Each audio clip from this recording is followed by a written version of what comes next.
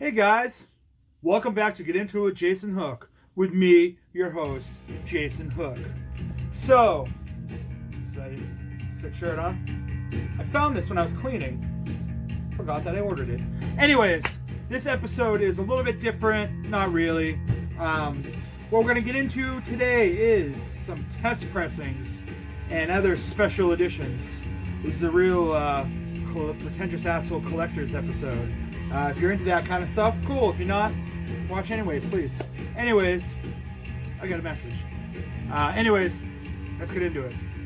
First thing I'm going to show here is the Trouble, Shadows on the Street. This is actually a test pressing of this record, which came out, I believe, 2 years ago. Yeah, 2016 on 6 Feet Under Records. I got this right from 6 Feet Under at This Is Hardcore. He sets up a table there every year. And if you guys don't know, the Trouble were a Boston punk hardcore band from the late 90s. One of my favorite bands. One of a lot of people in my age groups, I feel, favorite bands. This is a band we saw a lot. Well, some did. I only saw them twice. The last show and a show before that. But then I've seen them like 5 or 6 times. They do all one-off reunions every few years. They played twice in one day. They played in Connecticut. So I've seen them 6 total.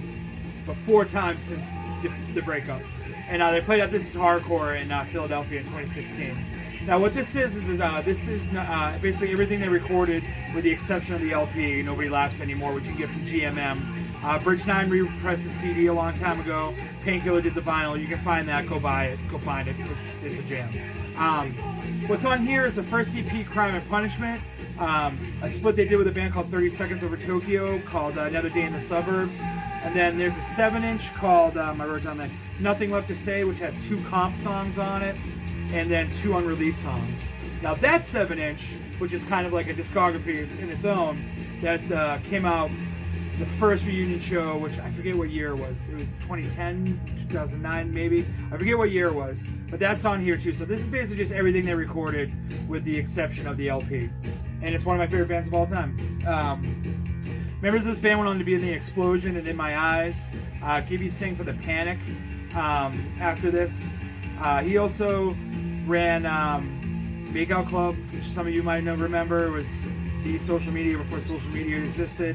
And he did club nights called Paper and Start in Boston too. And he runs a label called Deus Records. I hope I'm saying that right.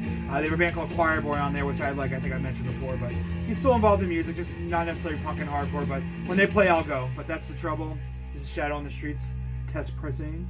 This is cool too. It's just a plain white sleeve, and he glued this photo on of Gibby there singing along, going nuts.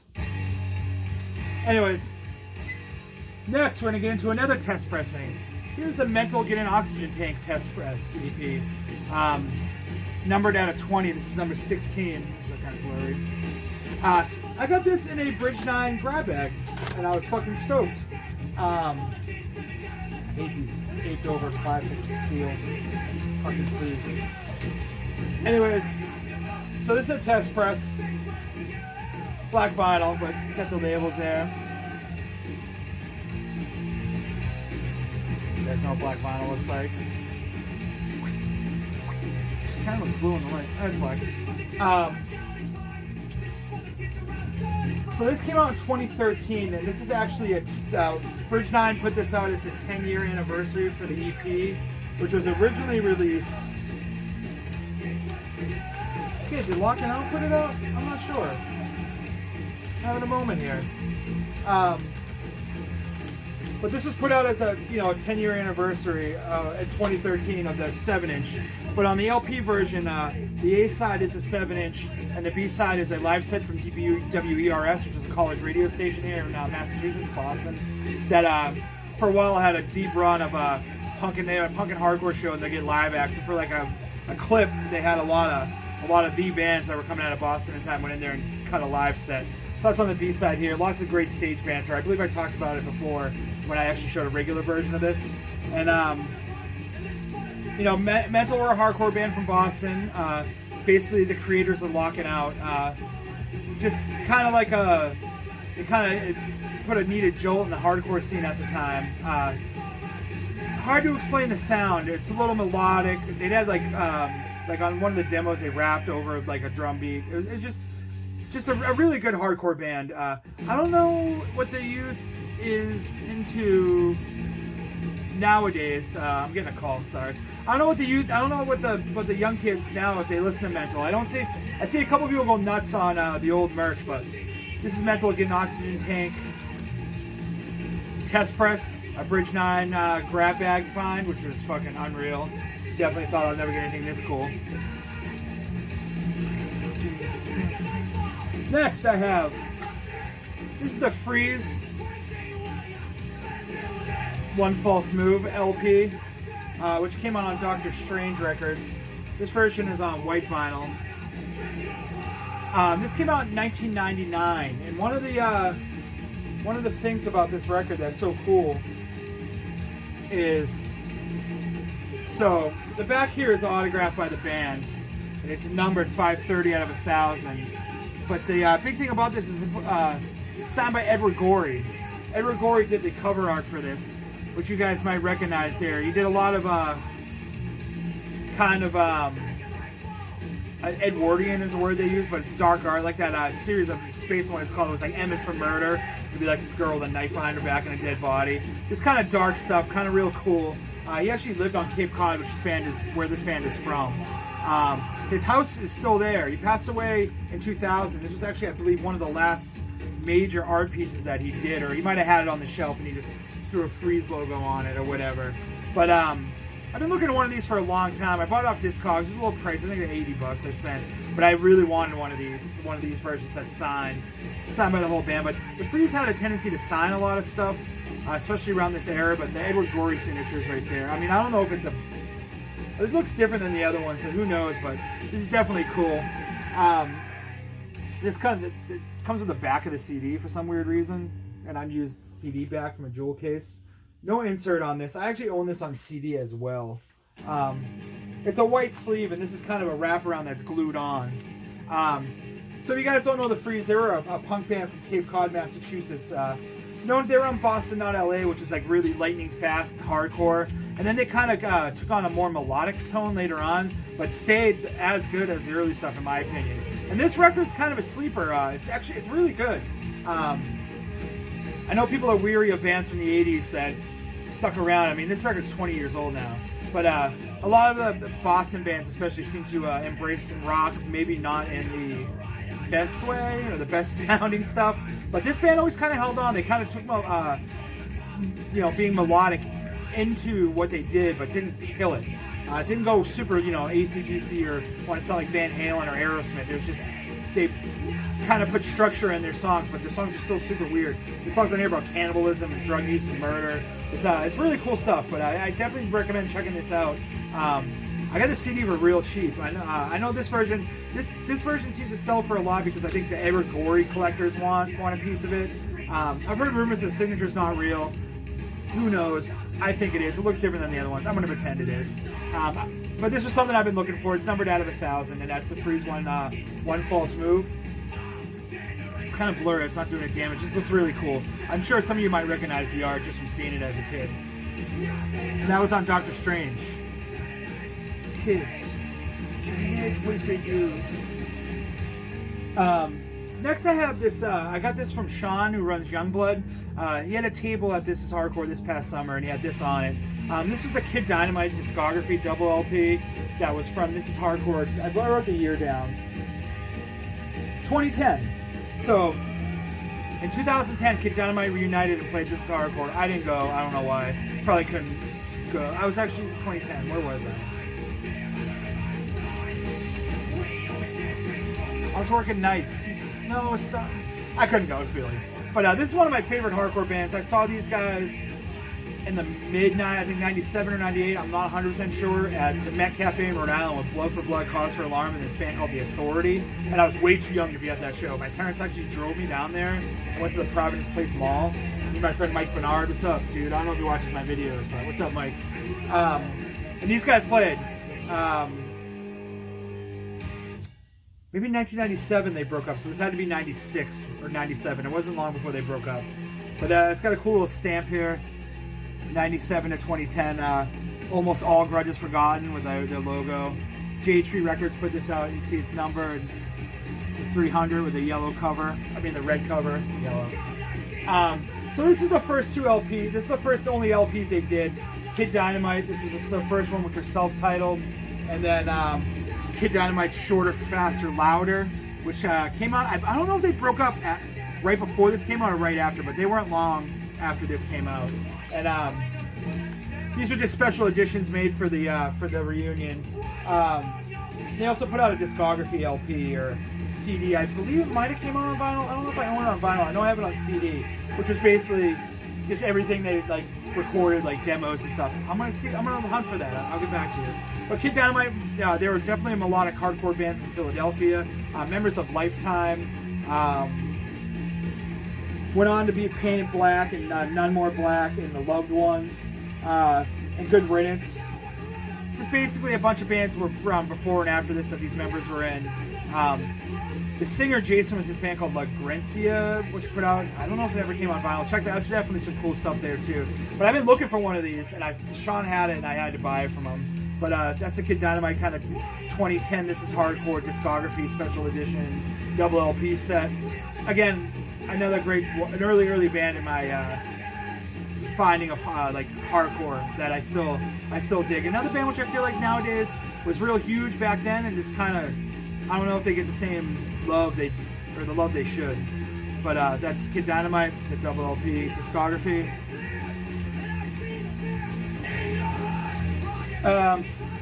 Next I have the No Heads record release version here. This is another 6 Feet Under production, numbered to 25, on clear vinyl.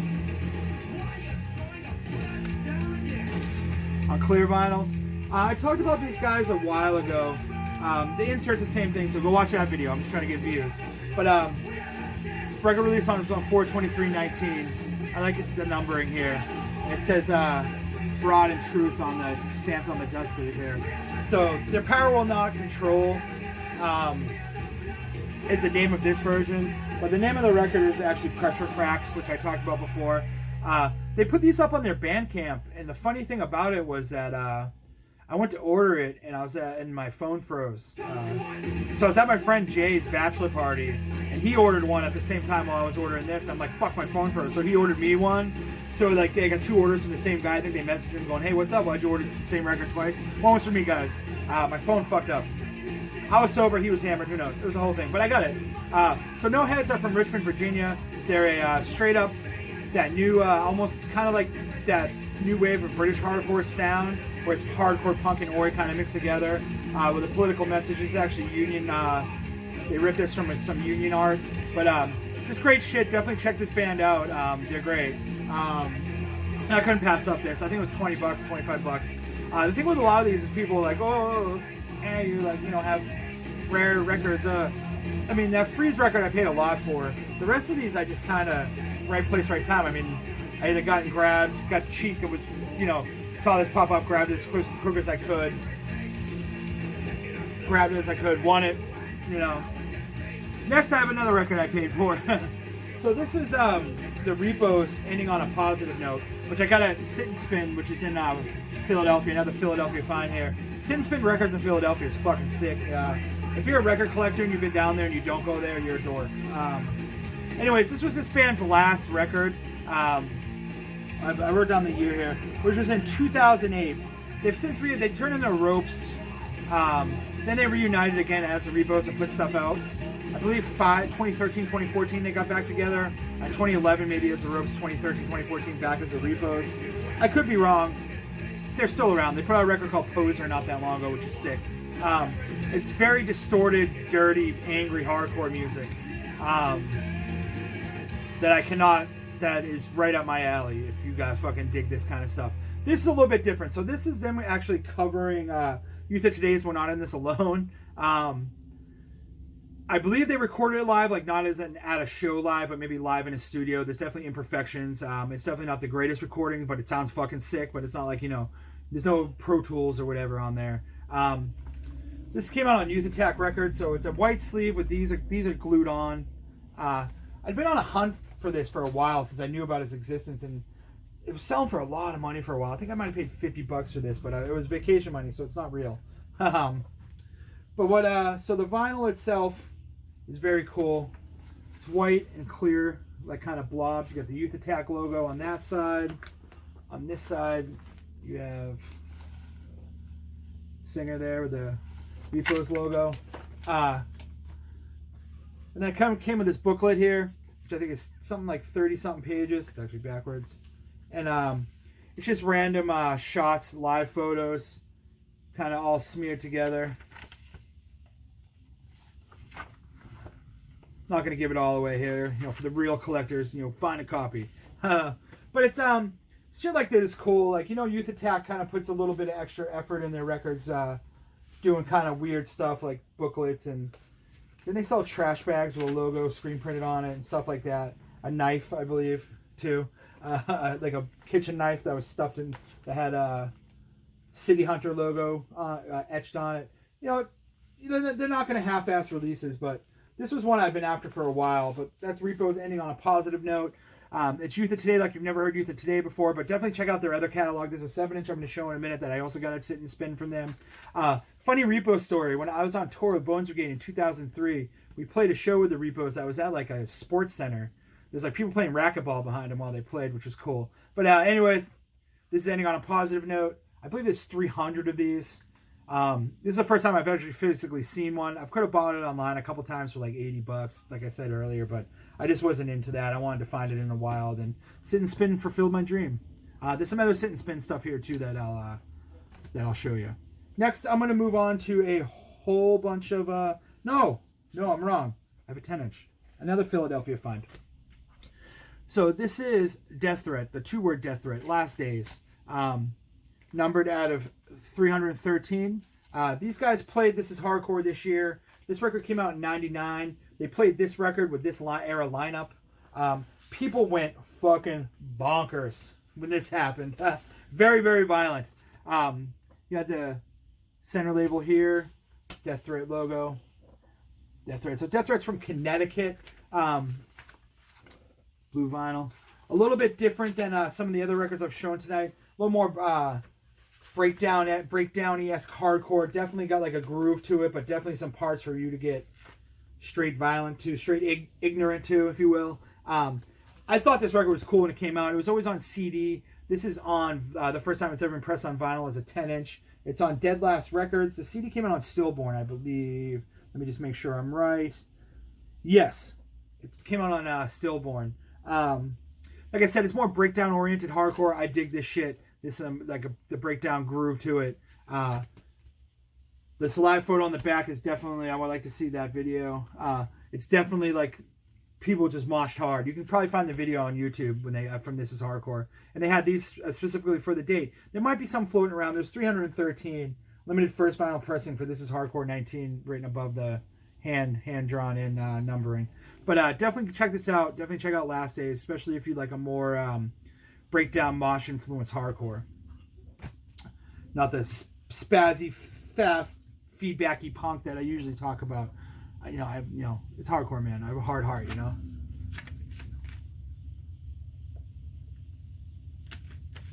Ooh. Diet Dr. Pepper really does taste like the regular Dr. Pepper. Anyways, we flip the record.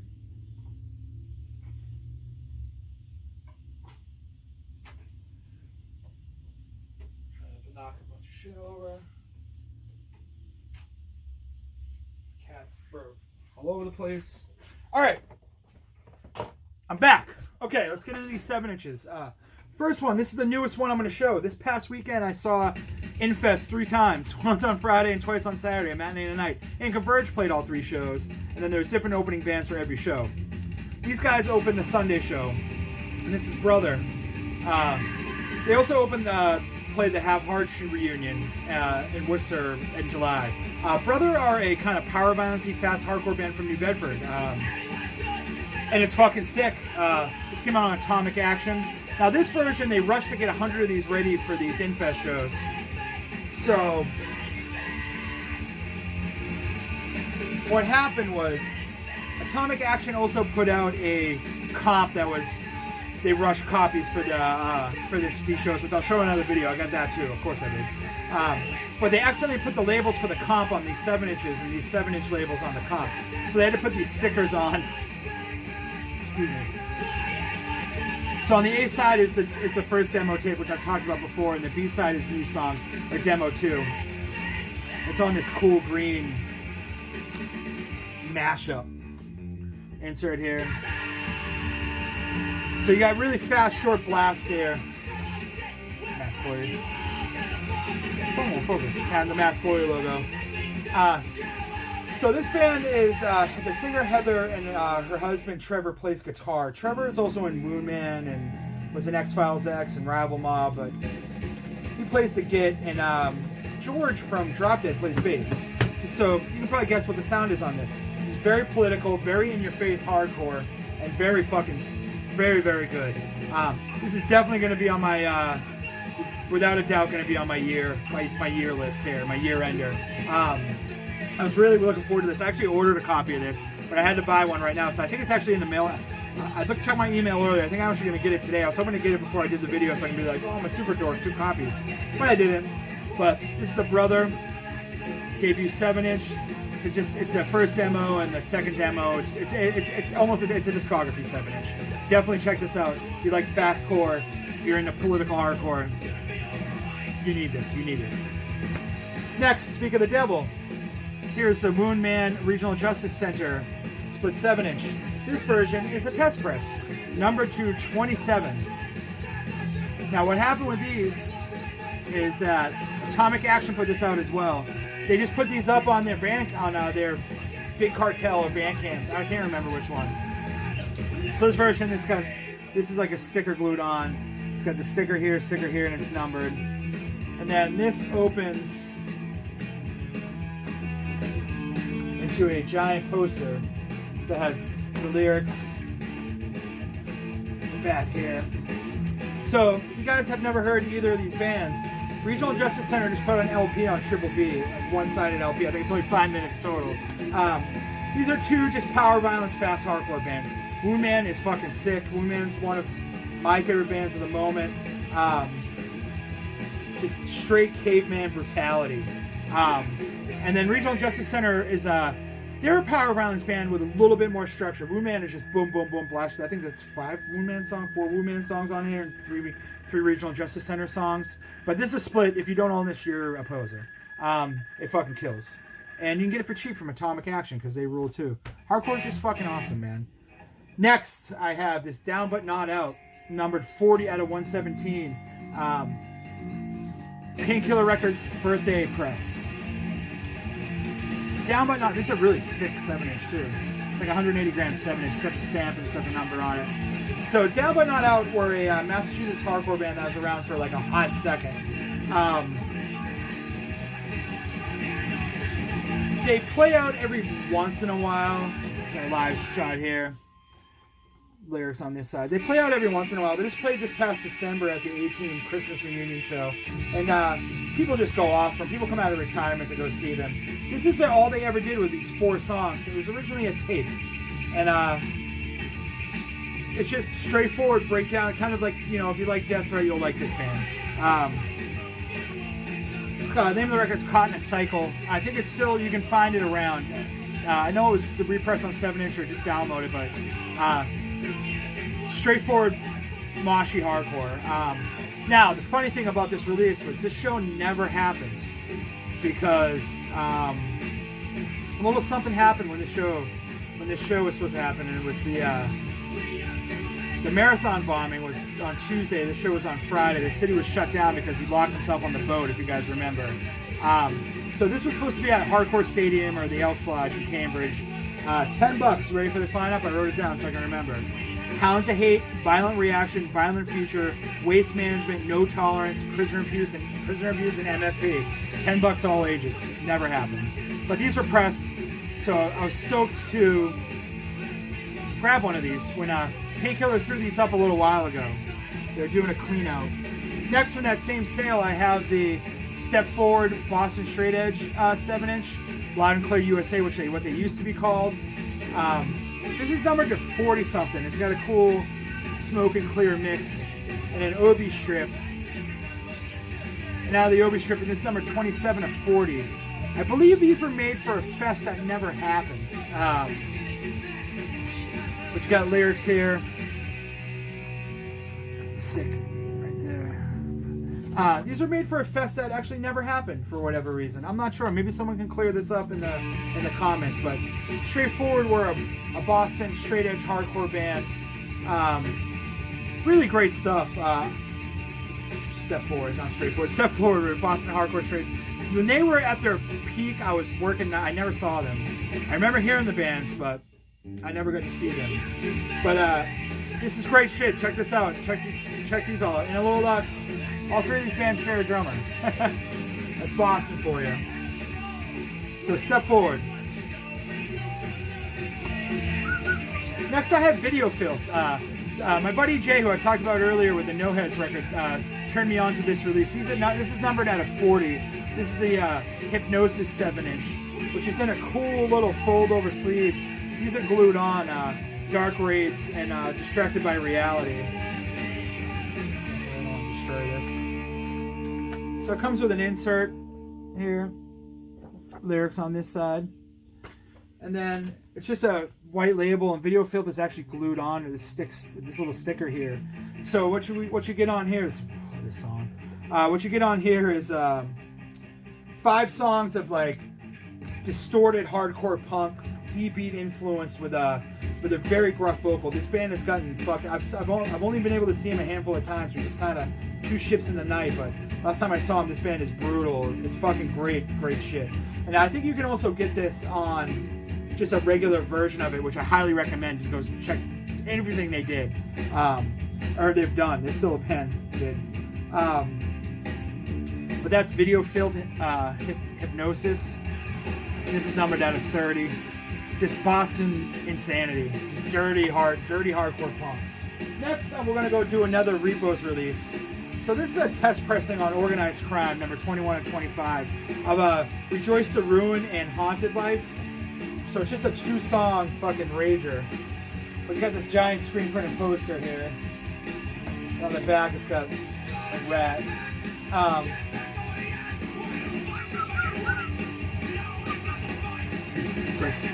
And it's just white labels. And it comes with this little booklet here that's stamped. And it's actually just got a photo in the center. And it's just a repressing of an interview with Maximum Rock and Roll with photos. Slapshot song. It's cool. Organized Crime Records was out of Chicago. I don't know if they're still around. And then there's an editor's note here, which just talks about the band. It's like right here. The band called it quits, and a handful of shows from the release of the Ultra Limited ended on a positive note on Youth Attack, which I showed you. The story should have ended there, but it didn't. In 2011, they returned as the Ropes. They put a demo, a new 7-inch, 3 different cassette releases, and then another demo. And then 2013, they got a new member on bass, and rechanged their name back to the Repos. So as I previously explained. But again, this is some dirty, nasty hardcore. Also at Sit and Spin Records. Dirty, nasty hardcore. Next I have this No Warning Resurrection of the Wolf. This came out in, wrote it down, 2013 on Bad Actors Incorporated, which I believe is the singer Ben Cook's label. This was the first No Warning in like 5 or actually might have been 9 years. This was the first No Warning release. The A-side's cool. The B-side, the song's like 5 seconds long, Bloodsucker. But this was more of a return to the straightforward hardcore that blew them up with Ill Blood. They actually put out a record in between, right after Ill Blood, which was produced, I think, by the guy, one of the dudes in Linkin Park. They tried to go on like Ozfest circuit, or they did. It didn't work out that well for them. I don't believe a lot of people bought in, but this was more of the return. And these are limited. I think there's 500 of these. This was kind of a pain in the ass to find back in the day. You can find them somewhat easier now, but that's the No Warning Resurrection of the Wolf. Finally, I have this Undertones record, which is signed by the band. I saw these dudes play at the beginning of the summer. The Undertones are a kind of garagey punk 77 band from Ireland. This is a 2013 release on Flaming June Records, and they signed it. This was the only merch they had that I was really interested in. There's a shirt, but I don't think they had my size. These two songs are more, there's almost like a fuzzy country tinge to them, which I'm not a huge fan of. So this was a band from 75 to 83, and then they reunited in 99 with the original lineup, except for the singer. So there's a different singer on here. And they're a great live band. These songs just really don't do much for me. I don't know how many of these are. There's all sorts of weird internet stuff on these, but that's the Undertones. Finally, like I mentioned, I saw Infest this weekend. This is the greatest piece of merch I've ever seen in my life. It's the Infest flat first 7-inch. Famous Boston scene there. Look it up, guys. In like bubble packaging. So I just grabbed one of these. Again, it's stupid. Jason merch. You'll probably see it in the corner soon enough. And then I just wanted to throw 2 quick plugs out. Brainsmasher, I forgot to mention in my last video at the end. Check him out. Chad over at Horrorbiz. Check him out. These are 2 YouTube channels which I love. And my buddy Steve does a Instagram account called East Coast Punk Archives. It's all flyers. It's fucking cool. Check that out. Definitely get into those. Get into Brainsmasher, Ben, or Chad over at Horrorbiz, and definitely check out East Coast Punk Archives. I'll put links below, down here. Got a little glare on my face. And Boston Hassle Forever. Again, comment, like, subscribe. Tell me I suck. I'm getting messages, so sorry if I seem distracted. Tell me I suck. Tell me I don't suck. Tell a friend. Go to a show, buy records, hang out.